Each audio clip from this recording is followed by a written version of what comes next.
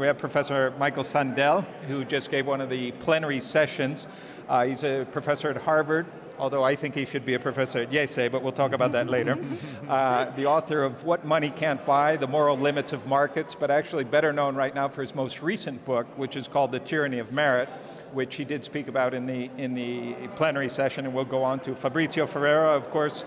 Ferraro is the academic director here at the Alumni Reunion. He's been very busy these weeks, and a professor in the strategic management department here at IESE. So, Professor, I just want to pick up, I do think you should be at IESE, but that's another question. And I do hope in any case, you can come back, because you threw out a question there once, which I had proposed as a debate topic here. Does Leo Messi make too much money? Interesting split in the opinions, and what's your take on that? Well, I think people are conflicted. They were today when they voted, and in our society we're conflicted. On the one hand, we trust the market to tell us who contributes most and greatest value. And yet with another part of ourselves, when we step back and think about it, we realize that there are values that markets don't capture. And what about the school teacher? What about the nurse? Yeah. What about the doctor caring for COVID patients? And we saw a lot of that reflection beginning with that question. Yeah, two great examples, teachers and nurses, especially post-COVID time. Yeah. But and I know Marta asked you a bit about this, but how do you get that to change in a society that the value goes up? You know, we use, rightly so, athletes because they get paid so well, but the same for entertainers, yeah. You know, exorbitant amounts of money. How do you get society to change its value there? Can governments make public school teachers start getting paid, you know, $200,000 a year? I don't know what they... Well, it would depend on the public attitudes shifting, just as you say. And we saw the beginning, a hint of how this can sometimes happen, during the pandemic, when those of us who had the luxury of working from home couldn't help but notice how deeply we depend on workers we often overlook. Yeah. Yeah. Delivery workers, warehouse workers, grocery store clerks, home health care providers, nurse assistants. So this could be, or an event like this, a crisis, such as a pandemic, can prompt the kinds of reflections that sometimes we don't focus on during ordinary times. Well, what you were mentioning with Martin Luther King, the dignity of the people picking up the trash, right? The dignity of every job. And we forget that. We ignore that. We look past them too often. And in a moment like the pandemic, when we go to the door and realize here are working people who don't make enough, who don't get much protection if they fall ill, and we're depending on them day to day, that can prompt a rethinking if we seize that opportunity. Okay. You talked about the division. I don't think you're someone who says meritocracy never works, because there are examples, a lot of immigrants in the US who have done great, hard work and gotten ahead. I would have pushed you a little more on that, but we don't have enough time. That'd be fun. But I would like you to expand a little bit on the division in society, at least when I live here in Europe, but when I go back and visit the US and I go to Whole Foods, it's like all the rich people are shopping there and all the poor people are working there, you know, and that just gets worse, right? I think what you're pointing to, Greg, is the divisions that play out in the way we live our everyday lives. This goes beyond data and numbers about widening inequality, which we know has been unfolding in recent decades.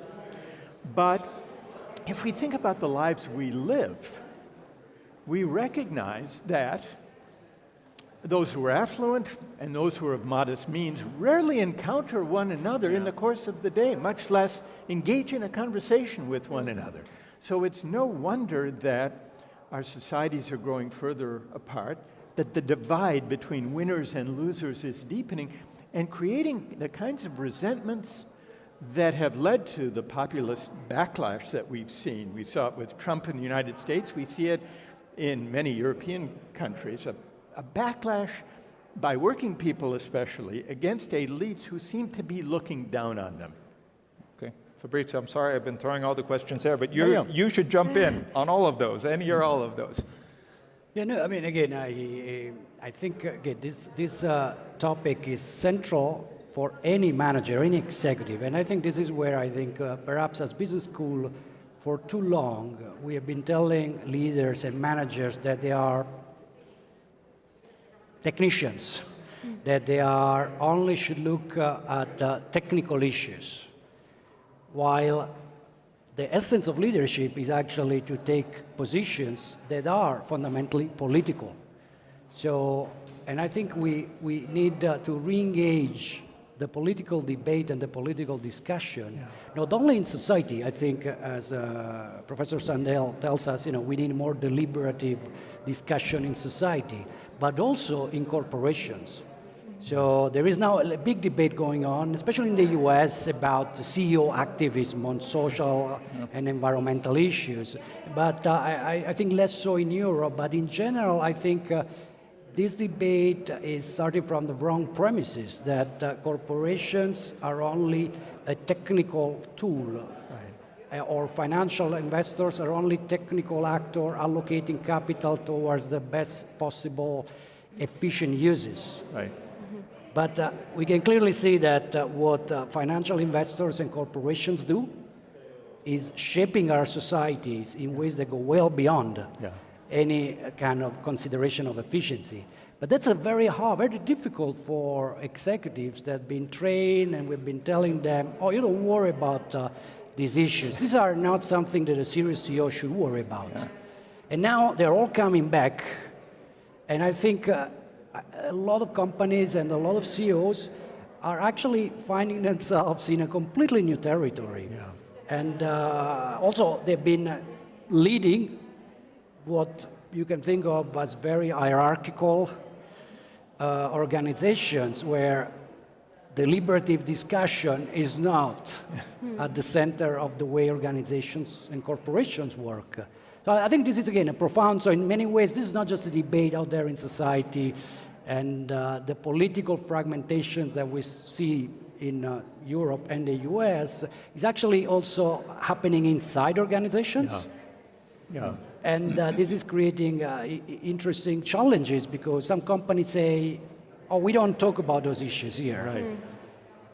But you can't. Which is why it's so important for business schools and MBA programs to include, I suppose, as you've been doing, questions of ethics and values as part of a business education, would you say? Yeah, and we've done that again. IESE has done that from the very foundations in many ways. But I think even us, I think, it's always, there's been a dominant narrative about what leaders are or should be. Right.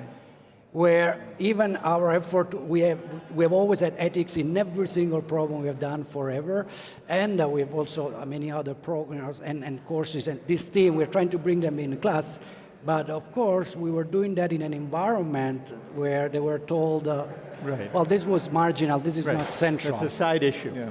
Right. So I think this is changing, it's changing fast, but I do think there is a retooling necessary for current executives and future executives, because they need to have the language to talk about these issues without recurring back to the language of markets, which is the only one in which they're proficient. Yeah. So Fabrizio, Michael, a question for both of you. We're here at this event focused on sustainability. What does meritocracy or the lack of that have to do with sustainability? Is there a connection here? Well, I would say to begin, Michelle, that it's what is it that we are hoping to sustain? What about sustaining the common life and the social cohesion, the moral ties that hold societies together? That's one important source of venue of sustainability that I think we need to attend to.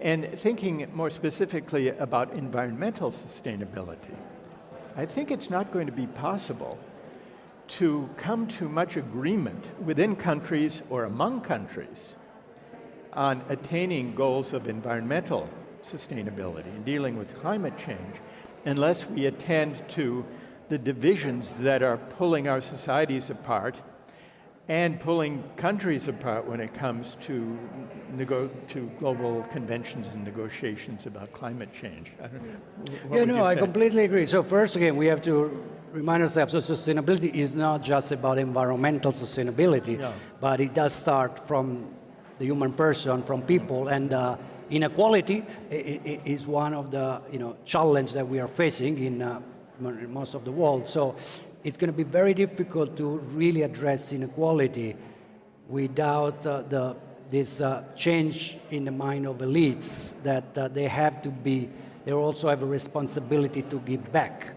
So this will have to feed into the discussions on taxation, which are of course going on in the US, and they will come to Europe very soon.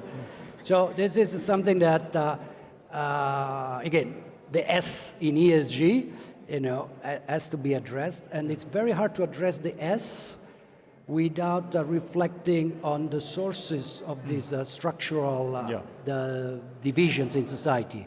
And perhaps meritocracy, again, has been contributing to that in ways that we were not quite aware of. So it's all about the S, and even though tomorrow COP26 is closing, and climate change is crucial, as some of my friends in that space say, climate is the big C in ESG, because it seems that it's taking everything. But remember, even the climate transition will have to be a just transition. Fairness, justice are central, even when we talk about the environment. Yeah, to me, it looks like the environment is part of it, but the bigger question is common good. How do you get people to look beyond, their own good and in many ways their profits or what they're making, whether it be money or prestige or whatever, and towards society. But that's not an easy easy shift for people to make. But in terms of the timing is probably good for a major transition, right?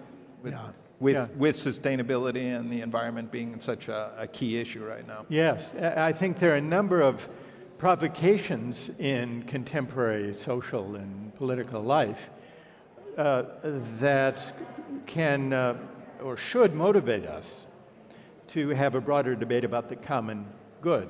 One of them is the climate crisis, just as the two of you were mentioning.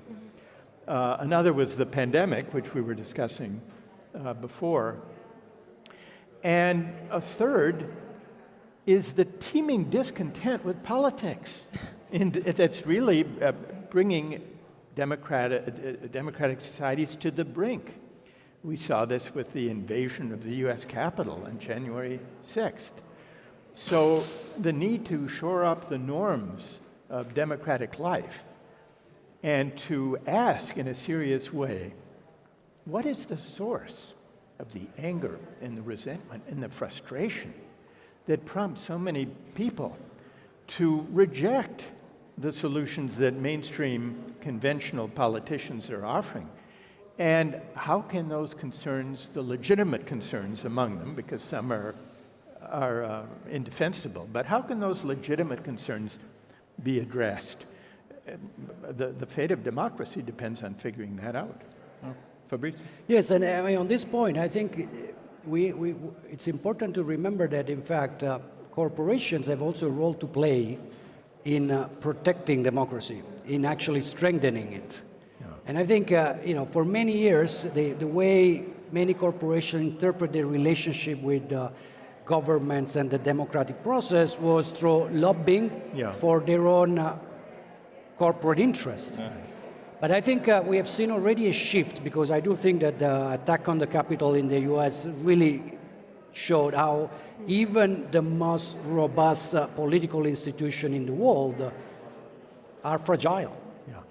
And again, if you don't need to be an historian also to know, to remember that we have already lived situations where institutions that were quite solid, crumbled, and led us to years of totalitarianism. And I think corporations are starting to play a role in more responsible lobbying, in making sure that their role, even in the political process, is not just limited to advancing their interests, but also ensuring that there is a good quality, deliberative, democratic discussion. And this is a very difficult shift because, again, in some cases, this is not necessarily in the immediate short-term interests of corporations. But if you have a long-term view, you know, every corporate leaders understand that what they don't want to see is basically, you know, crumbling and falling down of the democratic institutions, because they might still have a company, but they might have to deal with, let's say, much harsher political leaders. Great. Thank you, Fabrizio. Thank you, and congratulations on a great first day of the Alumni Reunion. Professor Sandel, thank you for making it a great day. Thank you. Wonderful. Thank you so much. Thank you both. We want to have you back at IESE. If you don't come as a professor, at least come to visit. And